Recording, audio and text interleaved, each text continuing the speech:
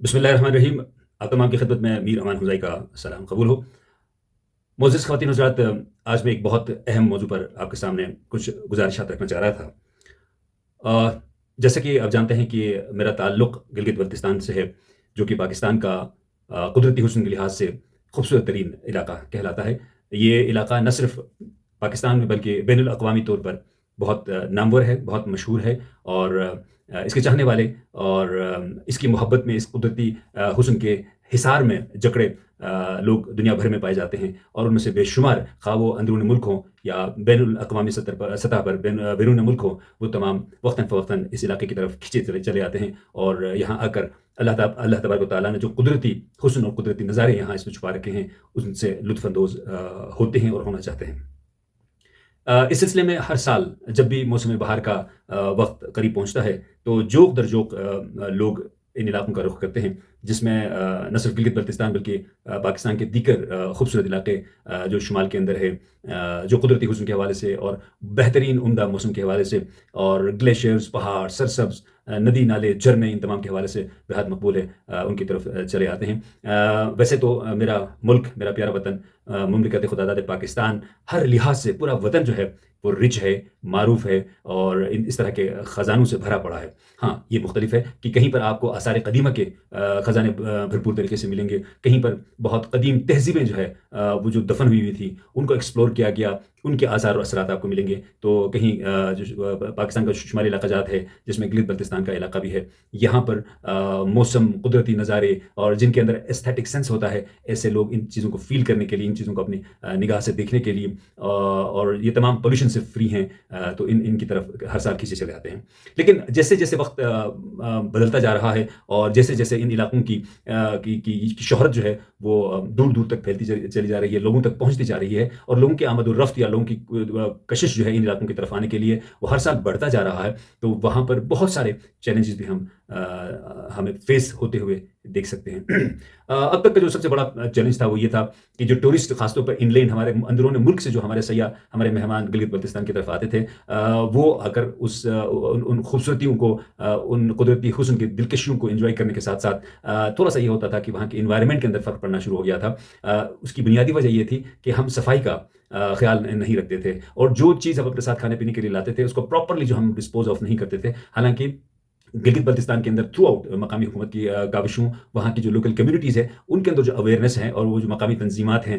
उनकी मेहनत और काविशों की वजह से वहाँ पर हर जगह डस्टबिन्स और ऐसे मकामात दस्तयाब हैं कि जहाँ पर हम जो भी हम खाते हैं या जो चीज़ डिस्पोज़ ऑफ करना चाहते हैं, जो चीज़ फेंकना चाहते हैं, जो कचरा हम आखिर में जमा हो जाता है, उसको इकट्ठा करके अपने साथ कैरी करके कहीं ऐसी जगह जहाँ डस्टबिन है, जहाँ वो डिस्पोज़ करने की जगह है, उसको प्रॉपर्ली उस जगह डिस्पोज़ ऑफ करें। इकट्ठा करके अपने साथ कैरी करके कहीं ऐसी जगह जहाँ डस्टबिन है, जहाँ वो डिस्पोज़ करने की जगह है, उसको प्रॉपर्ली उस जगह डिस्पोज़ ऑफ करें। हम गाड़ी का शीशा थोड़ा-सा नीचे करते और फिर उसे बाहर फेंक देते हैं। इससे कतई नज़र कि इससे वहाँ के मौसमी हालात, वहाँ के माहौल पर, वहाँ के कुदरती उस जो हुस्न जिसको देखने के लिए हम इतना पैसा इन्वेस्ट करके दूर-दराज़ इलाकों से अपने वसाइल खर्च करके, अपना वक़्त निकाल कर और तमाम तकलीफ़ात बर्दाश्त करके हम आते हैं और लेकिन अपने हाथों से उनका ख़्याल नहीं रखते बल्कि उनकी खराबी का बाइस बनते थे। तो माज़रत, अब तक जो सबसे बड़ा चैलेंज था वो ये था कि जो हमारे मेहमान आते थे, वो जो चीज़ें डिस्पोज़ करनी होती थी, उनको प्रॉपर्ली उस तरह से डिस्पोज़ करने का,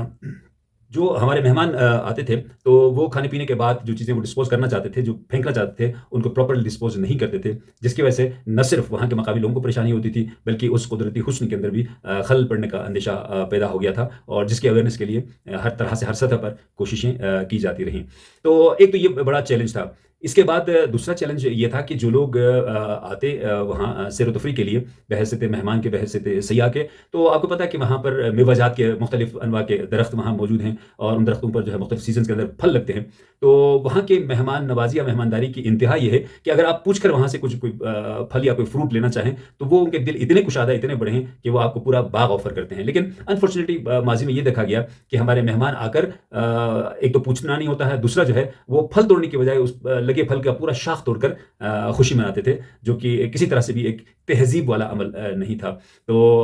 الحمدللہ وقت کے ساتھ ساتھ کوششیں کی جاتی ہے، خاص طور پر مقامی جو نوجوانان ہیں ان کے اندر اتنی اویئرنیس ہے، اتنی ان کی جو ایجوکیشن ہو چکی ہوئی ہے کہ اگر کہیں اس طرح کا کوئی عمل دیکھتے ہیں تو ان کی کوشش ہوتی ہے کہ ان مہمانوں کو ایجوکیٹ کریں، ان کو بتائیں، ان کو سمجھائیں کہ یہ اس طرح سے کوئی مناسب طریقہ یا مناسب انداز نہیں ہے، وہ مہمان خواہ کہیں سے بھی ہو سکتے ہیں۔ تو اس طرح کے چیلنجز ماضی میں آتے رہے ہیں، لیکن مقامی انتظامیہ و مقامی لوگوں اور خاص طور پر جو مقامی تنظیمیں اور وہاں کے جو نوجوان ہیں، پڑھے لکھے نوجوان ہیں، خواہ وہ میل ہو فیمیل ہو، ان تمام نے جب جہاں یہ چیز دیکھا تو وہاں ان لوگوں کو روک کر ان کی ایجوکیشن کی، ان کو سمجھایا ہے، ان کو بتایا ہے کہ یہاں کس طرح سے ایکٹ کیا جاتا ہے۔ تو یہ بہت اچھا عمل ہے جس سے اور سوشل میڈیا کا دور ہے، اور یہ تمام چیزیں سوشل میڈیا پر جو ہے ایکسپلور ہوتی گئیں اور پروپوگیٹ ہوتی گئیں، کمیونیکیٹ ہوتی گئیں، اور یہ انفارمیشن، یہ پیغام جو ہے ایٹ لارج مختلف لوگوں تک پہنچتا رہا۔ لیکن حالیہ دنوں میں جیسے جیسے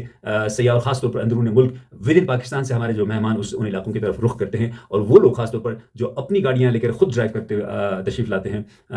بدقسمتی سے بہت ساری جانوں کا زیاں ہوتے ہوئے ہم دیکھ رہے ہیں، جو کہ کسی طرح سے بھی کوئی اچھی خبر نہیں ہے، اچھی بات نہیں ہے، اور گلگت بلتستان کے لوگوں کے لیے، وہاں کے عوام کے لیے، وہاں کے رہنے والوں کے لیے کسی طرح سے بھی باعث تسکین عمل یا خبر نہیں ہے۔ ہمیں بہت افسوس ہے، ہمارے دل بہت رنجیدہ ہوتے ہیں جب کوئی بھی قیمتی جان جو ہے وہ ایک خوشی لے کر، ایک خواب لے کر اس طرف آتے ہیں اور وہاں وہ اپنی زندگی کا خاتمہ کر لیتے ہیں۔ زندگی موت اللہ کے ہاتھ میں ہے، ہو سکتا ہے بحیثیت مسلمان ان کی موت وہاں لکھی ہو تو یقیناً وہ ایک ہمارا ایمان اپنی جگہ، لیکن احتیاط بنیادی شرط ہے۔ ہمیں ہر لحاظ سے، ہر جگہ پر، ہر طرح سے احتیاط برتنے کی ضرورت ہے۔ اس کے بعد ہمیں اللہ پاک پر توکل رکھنا چاہیے، اور انشاءاللہ اللہ تعالیٰ بھی ایسے لوگوں کی مدد کرتا ہے جو خود احتیاط کر کے پھر اس پر توکل کرتے ہیں۔ تو ہمارے وہ مہمان جو گلگت بلتستان کی طرف مختلف موسموں کو انجوائے کرنے کے لیے، ایکسپلور کرنے کے لیے، وہاں دیکھنے کے لیے، گھومنے کے لیے اور اپنا اچھا وقت گزارنے کے لیے، اپنی زندگی کو یادگار بنانے کے لیے تشریف لاتے ہیں، آپ سے گزارش یہ ہے کہ اگر آپ وہاں کے روڈز، وہاں کے ڈرائیونگ اور تمام سیفٹی پریکاشن سے واقف ہیں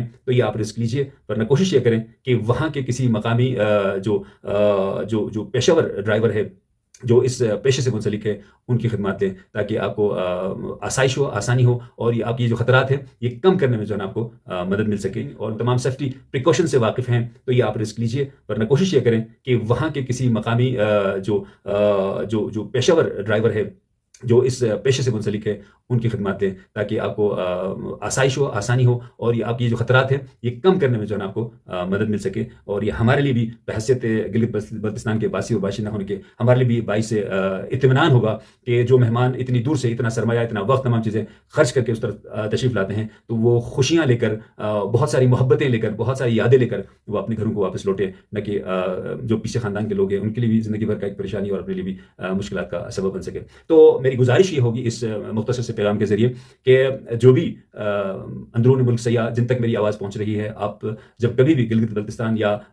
پاکستان کے کسی بھی پہاڑی علاقے کی طرف جانے کا آپ منصوبہ بنائیں، پلان کریں، تو اس کے تمام چیزوں کو پہلے سرچ کریں، وہاں کے مشکلات کیا ہیں، وہاں کے کسٹمز، وہاں کے ریچولز، وہاں کے